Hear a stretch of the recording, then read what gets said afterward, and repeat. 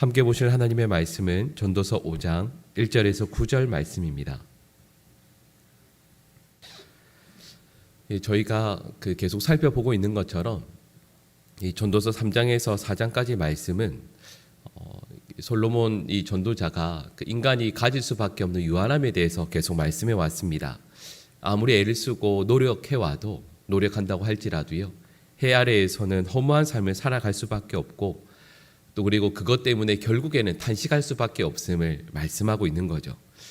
여러분, 방금 말씀드렸던 것처럼 해 아래에서 이렇게 한계 속에서 살아갈 수밖에 없는 우리 인간들이 어떻게 하면 구원을 받을 수 있을까? 어떻게 하면 영원하고 의미 있는 삶을 살아갈 수 있는가라는 질문을 할 수밖에 없지 않겠습니까? 그리고 이 질문에 대한 대답을 이 전도자는 바로 하나님에게서 찾고 있습니다. 바로 하나님을 찾고 또 그 하나님을 만나서 그 하나님으로 인하여 우리의 인생이, 우리의 삶이 가치 있는 삶을 살아갈 수 있다라고 말씀하는 거죠. 그래서 이 전도서 5장 말씀을 보시면 그 하나님과 어떻게 바른 관계를 맺을 수 있는가, 여기에 대해서 말씀하고 있습니다. 그래서 저희가 오늘 1절부터 9절 9절에 대해 해당하는 내용을 읽었는데, 여러분 여기에서 계속 반복되어지는 단어가 하나님이라는 단어입니다. 이 하나님이라는 단어가 7번 반복됩니다. 하나님 없이 이 살아가는 이 해 아래의 세상이 허무한 것이라면, 여러분 이 허무한 세상에서도 우리가 영원하고 의미 있고 가치 있는 삶을 살아가는 유일한 길은 바로 하나님 앞에 나아가는 것이라는 것을 말씀하고 있는 거죠. 그래서 지금까지 전도자가 이 해 아래에서의 세상, 이 세상에서 벌어지는 일들을 관찰하고 이야기하면서 허무하다라고 결론 지었다면, 이 세상 가운데에서도요, 어느 한 곳을 향해서 이 전도자가 눈을 돌리고 있습니다. 그 눈을 돌리는 곳이 어디냐면 바로 1절 말씀에 나오는 거죠. 우리 1절 말씀을 같이 한번 읽어볼까요? 우리 1절 말씀 같이 읽겠습니다. 너는 하나님의 집에 들어갈 때에 내 발을 삼갈지어다. 가까이 하여 말씀을 듣는 것이 우매한 자들이 제물 드리는 것보다 나으니 그들은 악을 행하면서도 깨닫지 못함이니라. 아멘. 그러니까 이 전도자는 해 아래의 모든 세상이, 모든 일들이 헛되다고 한다면, 그럼에도 불구하고 의미 있고 가치 있는 영원한 삶을 살아가는 유일한 길은 하나님과 바른 관계를 맺는 것, 여러분 그곳이 바로 오늘 1절 말씀에서 이야기하는 하나님의 집, 곧 여러분 이건 단순히 공간적인 것만을 의미하는 것은 아닙니다. 그러나 1절에서 이야기하는 것은 하나님 앞에서 살아가는 특별한 삶, 그리고 그것을 하나님의 집이라고 말씀하고 있는 거죠. 그리고 그 성전 거룩한 땅에 들어서는 자에게 너희들은 발을 삼가라, 이렇게 말씀하고 있습니다. 이 말씀에 담긴 의미를 아실 거예요. 우리의 부정함을 벗고 또 그리고 거룩하신 하나님의 임재 앞에서 나의 삶을 하루하루 매 순간순간을 살아간다라는 하나님의 임재를 고백하는 삶이 있어야 한다라는 것이죠. 많은 이들은 제물을 드리는 일에만, 제사를 드리는 일에만 관심을 갖습니다. 그리고 하나님의 말씀을 듣는 것에는 관심을 갖지 않는 이들이 많이 있습니다. 그리고 이것은 이 1절 말씀에 나오는 것처럼 우리 신앙의 본질을 벗어나는 것이라 말씀하고 있는 거죠. 여러분, 저희가 하나님 앞에서 살아간다라는 것은 제물을 드리는 것에만 그 초점이 있는 것이 아닙니다. 드림이 아니라 오히려 들음에 우리의 마음과 우리의 힘을 쏟아야 하는 것이죠. 그래서 2절 말씀처럼 하나님 앞에서 함부로 입을 열지 말고 급한 마음으로 말을 내지 말라, 이렇게 말씀하고 있습니다. 여러분, 이건 교회 안에서 우리 신앙 생활을 하면서 사람들과의 관계에서 말을 많이 하는 것을 의미하는 것이 아닙니다. 하나님과의 관계에서 여러분 우리는 하나님 앞에서 우리가 말을 많이 하면 좋을 것이라고 생각하지만, 물론 그런 측면도 있겠죠. 우리의 마음을 다 하나님 앞에 내어놓고 기도하는 것도 필요하겠죠. 그러나 전도자는 하나님 앞에서 목에 힘을 주고 나의 마음들을 여과 없이 그대로 쏟아내는 것은 결코 바람직하지 않다라고 말씀을 하고 있는 거죠. 하나님 앞에 무례하게, 하나님 앞에 큰 소리로 소리를 치는 것이 아니라 하나님 앞에서 내가 늘 바르고 신실하게, 특별히 내가 하나님 앞에서 지금도 서 있다라는 그 의식을 가지고 우리의 믿음의 삶을 살아가야 한다라고 말씀하고 있는 거죠. 그리고 하나님 앞에서 말을 주의하라 이렇게 말씀하는 것은 단순히 말 실수를 줄이라는 뜻이 아닙니다. 말씀드렸던 것처럼 우리가 하나님 앞에서 피조물로 서 있습니다. 그리고 이 땅에 존재하죠. 그러나 하나님께서는 창조주로 하늘에 계신다. 하나님은 높고 엄미하시며 인간은 낮고 연약하다라는 것을 기억하라는 겁니다. 하나님 앞에서 우리는 피조물로, 그리고 바른 말, 바른 태도, 그래서 경외의 태도가 필요하다라는 거죠.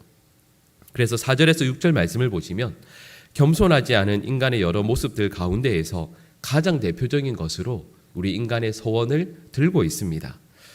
여러분, 우리가 서원한다라고 할 때 보통 어떻게 하죠? 서원을 보통 이렇게 이야기합니다. 하나님, 이거 해주시면 제가 이런 것 해드릴게요. 여러분, 보통 그걸 우리가 서원이라고 생각하거든요. 그리고 이건 나의 욕망을 위해서 하나님을 매수하는 수단으로 이 전도자는 보고 있는 겁니다. 어떤 조건을 걸면 하나님께서 반드시 이 구미가 당길 만한 나의 조건, 이 말에 하나님께서 응답해 주실 것이다 라고 생각하는 것이 여기서 말하는 서원이라는 거죠. 그래서 하나님 앞에서 하는 맹세와 서원은 반드시 갚아야 되는 것이니까 너의 입술을 경솔하게 열지 말라. 하나님 앞에서 조심해서 말씀을 하라. 이렇게 말씀하는 겁니다. 근데 여러분, 제가 방금 말씀드린 이 내용은 서원이라는 것이 야, 너 입에서 하나님 앞에서 한 말은 반드시 지켜야 된다. 여러분, 이것이 목적이 아닙니다. 목적은 반드시 지키는 것도 필요하지만, 그러니까 하나님 앞에서 피조물인 너는 그 입을 함부로 열면 안 된다. 하나님께서 너의 마음을, 너의 중심을 다 알고 계시고 네가 하고 있는 그 말까지도 다 듣고 계시니까 어미하신 하나님 앞에서 너는 겸손히 서 있어야 한다라고 말씀하시는 거죠. 여러분, 그리고 여기에는 전제가 있습니다. 여러분, 저희가 신앙생활을 할 때 참된 경건이라는 것은 하나님의 선하심을 믿지 못하게 하는 인생의 많은 부조리함들이 있지 않습니까? 그걸 없애기 위해서 우리는 서원을 하는 거죠.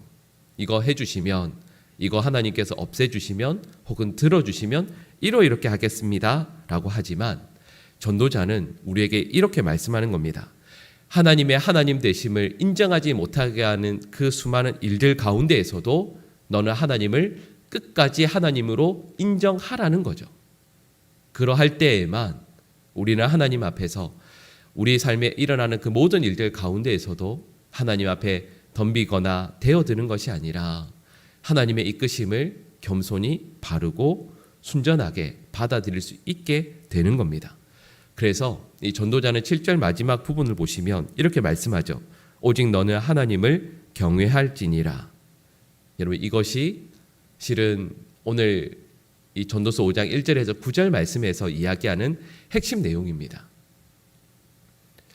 해 아래에서 허무한 이 세상을 살아가는 저희들이 영원에 잇된 삶을 살아갈 수 있는 유일한 길은 창조주이신 하나님을 경외하는 길입니다.